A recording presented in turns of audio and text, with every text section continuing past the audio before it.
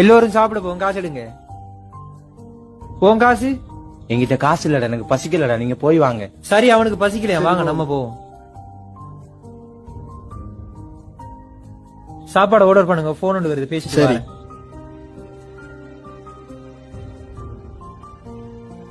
இத வச்சுக்க, இந்த காசு அந்த விஷயம் யாருக்கும் சொல்ல வேணாம். நான் போறேன், நீ பின்னால வா.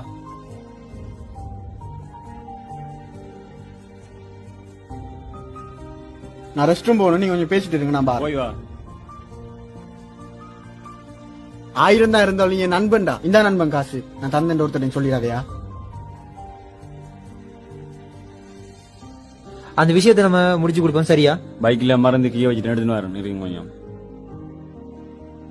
உன்னை விட்டுட்டு சாப்பிட எனக்கு மனசு வரல. நான் காசு தந்துட்டு நீ யார்கிட்டையும் சொல்ல தேவையில்லை, நான் போறேன், நீ வா.